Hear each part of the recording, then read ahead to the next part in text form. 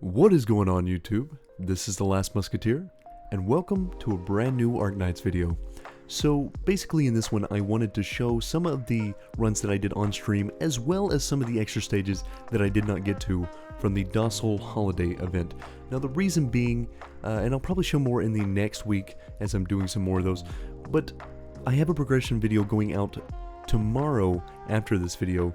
So I really needed to preface that video with this one because there's a lot of upgrades that I make in the next one, and I wanted to show the process in figuring out what I wanted to do. So there's actually a ton of huge operator upgrades, ones that I've really wanted for a long time, and you'll see those when the video comes out tomorrow, the weekly progression video, and I'm excited to show them off, but I want to show what I did as far as the clearing on this, and talk about the event mechanics a little bit, because I do really love Arknights events. I know I say it a lot, there's a lot of things that I love about this game, but I think when it comes to events, they always do a good job of adding something special in there, some nice mechanic that makes it a little bit harder to get things done. You have to strategize a little bit differently, but this one being the high tide mechanic. So basically what it means is the tide will raise up anything that is on low ground or sometimes high ground, depending on how high the tide rises.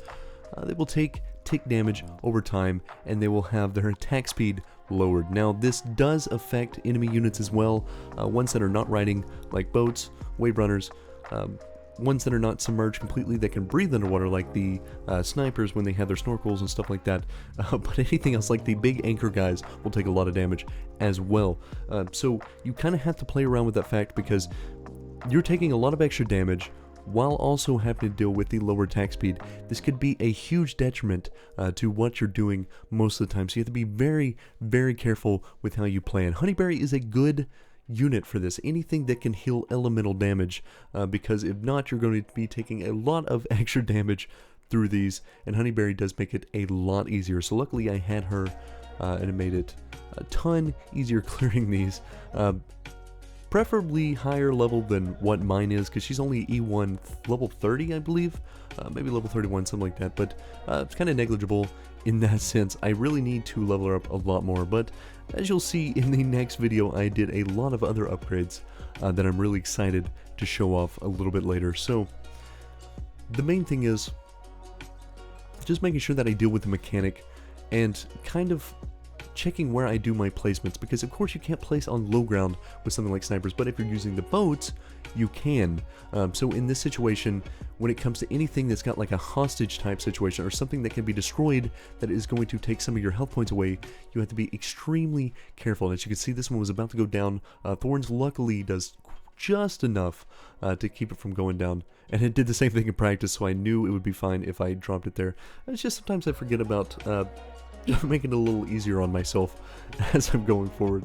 But either way, this one was not too bad, a little easier than I thought it would be. I did have to plan for it, play like 1 or 2 practice modes to kind of figure it out, just to get a grasp of what was going on. But this one is actually the boss stage, and I did really enjoy the mechanic of this one. Now I borrowed a support unit in Golden Glow, because I figured that would make it a lot easier. There's probably better options out there. Something that could attack all 4 boats at the start would be a really nice option. Mudrock, potentially, if you have yours high enough, could do it. As you can see here, I almost lost Thorns. He just barely survives. But due to the fact that that one is moving forward pretty early, I figured it was probably best to try to do that. And like I said, I do practice runs, so I kind of knew just how much he could survive if it was long enough to get Honeyberry out there and keep him alive, and it was. So, you know, I ended up going with it. Should have made it a little bit better in hindsight, but either way, if something works, I'm not going to complain too much about it. Now, the whole thing with the boss is he has 2 phases. One, he's in the water. After you destroy his boat, he goes onto land. Now, the first time I did it, beating the boat itself was the harder part, because I think when he gets on land, he is very squishy, at least in the regular run. So I wasn't too worried once I get it to that point, because I just needed to make sure that I got rid of the boat. Now the boat is not too hard to deal with overall. It doesn't do a ton of damage. It's making sure that you're focusing on keeping the elemental damage up. And as you can see, Thorns is just shredding him pretty easily. Lapling can help take out some of the turrets as they're going through, because the turrets can stack up really quickly if you're not careful. So destroying the boat as fast as possible, obviously the best option. But now that he's on land, as you can see here, Golden Glow and Click made very, very short work of him. I just had to make sure that I kept him stalled long enough. Now, moving on to the extra stages, I think while this one's playing, because it's pretty straightforward, I'm just gonna do a few blocks in the middle lane, take out the back line at the bottom there with Cantabile, just make sure that I print as much DP as I can as early as possible, just to get things out and get everything going, so I'm not risking losing some of my squishier units. But while it's playing in the background, I'll talk about the stickers a little bit, because I think the further you go on in the extra stages, the more you realize just how much you need the stickers.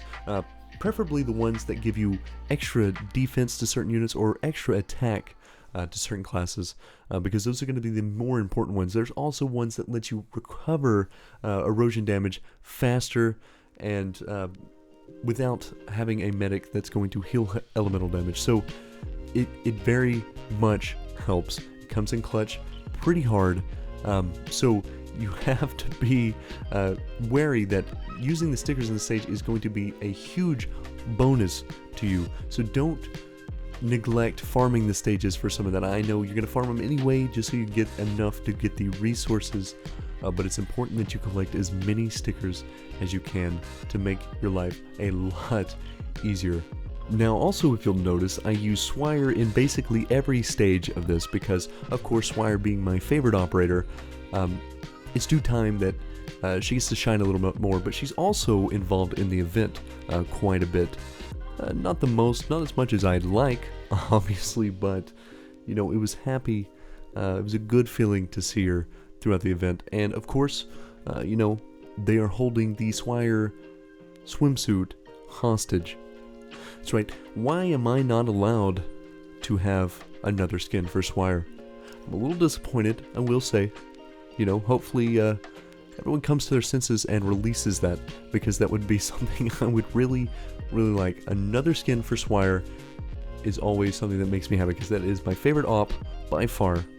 And so if you would be so kind as to do that for me, I would very much appreciate it. But anyway, this stage, guys, I think this stage was pretty straightforward. You're going to need some casters to deal with the boats, guys, and also, if they get a little too close, you got to make sure that you have a 3 blocker readily available that is not blocking one of the ones that is moving forward, like the smaller enemies, because then it will go right past and you're going to end up leaking something. So just make sure that proper planning with these guys is one thing, but also I'm using to support Golden Glow, because Golden Glow has been fantastic for this event. She is very good for dealing with these boats, especially since they're fast moving. They will end up getting to the gate a little bit faster a lot of times.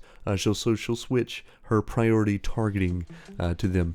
Now I also have Mudrock over there to block on the right side, and then I use Saria on the left side.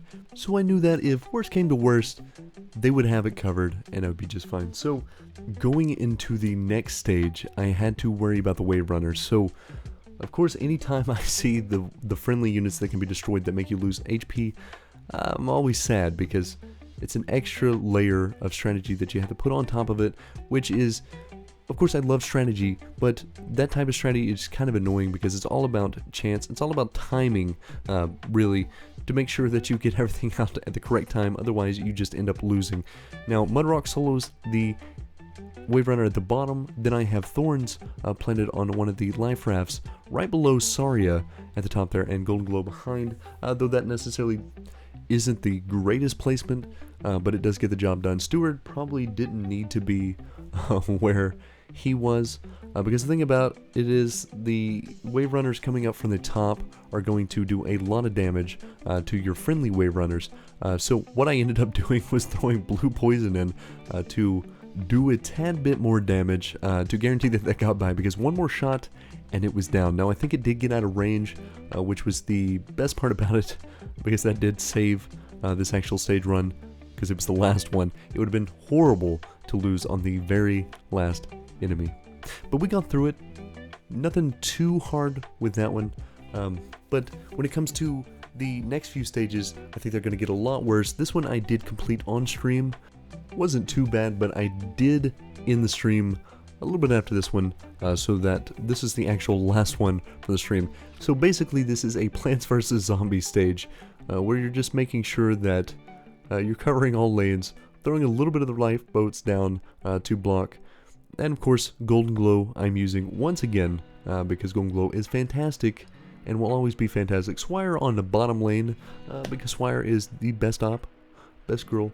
And also Lapland at the very bottom, because the main thing is, with the way this is set up, you are going to have a lot of blockers, but you also have to make sure that you have casters doing some good arch damage. So as you can see there, Golden Glow actually did a little bit of tanking there, so very proud of Golden Glow for that, but gets rid of the sniper that's underwater. I nearly leak one, just barely got it off in time, luckily, but with that out of the way, that's basically going to take care of a lot that I'm going to have to worry about in this stage. Now I do throw Beagle down in front of Golden Glow because obviously Golden Glow cannot tank 3 units at the same time. It doesn't work like that, so I have to make sure I'm careful there. The boat is the biggest problem, because if it does get too much damage on Mudrock, then that whole lane falls down and I just end up losing the run. So I have to be careful there as well, and also making sure that the guys up top, as you see there, once they're out of the boats, don't stun somebody and have no one to block them after, because if they do, that's another loss. So it's always good to prioritize making sure that you have enough caster damage to deal with something like that. So here, this one was actually another one that was really annoying. I lost it a couple of times because of the spawning on the bottom side. Some of the wave runners would come in through the bottom while the friendly wave runners were passing through to the blue gate and end up taking them out in time, which was extremely annoying, because once you think you have them safe as they're going around that first bend, it ends up not being the case, and you end up losing based off that. As you see right there, one of them spawned and did half damage to it, so if it had taken damage before that point, chances are it would have went down. Now, outside of that, the casters aren't too much of a problem. I have Saria next to Thorns as well, so I have the healing from Honeyberry, a little bit of healing from Perfumer there, also with the regen over time, and then Saria healing, even though Saria is very low level still, is a big upgrade to how I used to use Spot for the same thing. So they were able to keep all that alive, no problems there. Really not that hard if you're paying attention to the fact that you're going to have to deal with the caster on the bottom lane. Now this one was fun. I actually didn't use Golden Glow here. I borrowed Surtur because, as many people know, many applications where just Surtur seems to work best. So what I did was I threw a life raft down right below and one space in front of the boat and wave runner. So once Surtur is down there, I can activate her ability. She's going to take out that whole line because she gets the range expansion and takes out all 4 of them at the same time. A pretty easy way to deal with that. And then after she's out of there, make sure that I take her out as soon as possible, so that I can redeploy her later when it matters most. Now I did wait a second, as you can see there. I really wasn't paying attention to the fact that nothing else was coming out, so she wasn't necessarily needed to sit there that long, but now all I'm going to have to worry about, because the snipers are not a problem, the other henchmen are not a problem, it's the boats with the big guys that are the problem. So I have it pretty well covered, and I think if I need it, Surtur is always there to do a little bit of extra burst damage to make sure that they don't get through. Now the problem is, with the way that it is set up, obviously he's going to walk into Saria, but also just out of range of Surtur's skills. So I have to be a little more careful with how I use things, just in case one does slip by or he stuns. I have to be ready to activate that. But as you can see there, I tried to activate it to use it, realized that he was just out of range of the square. But either way, we got him down. At this point, all I have to worry about is taking out the other 2 that are on top of Beagle and making sure that he does not pass Thorns and Saria. But the good thing is, when you're staggering in the middle, they're going to get up by the time he's moving on to the next one, so he will never walk through. But now I bring you to DHEX8, the actual nightmare of a stage. Now for some people it may not be that bad. For me it was a little rough because I ran this multiple times. The strat that I actually won with was the same strat I ran about 6 times in a row because I knew it could work. It was just all about timing. I kept getting slightly off with my timing and it made things worse. Now as you see here, Thorns does have his ability to activate. I do not activate it because it is important that I wait for a moment for the extra damage. Otherwise, he's not going to get the ability up in time. I'm going to take too much damage instead of being able to stall long enough. So I have to be careful with that timing. Now, Surtur I did borrow to burst the first phase of the boss and get him on here because it's more important that I get rid of him as early as I can, because once he speeds up with the death of something around him, it's going to make it a lot harder because it is not just a buff for him, it is a buff for everything around him. So he can make everything spiral out of control extremely quick. Now the good thing about it is, once he's down, there's really nothing else to worry about. I can just clear it as a normal stage at that point. Also have Surtur back up, so if I need her to do a little bit of extra damage, I will have that option.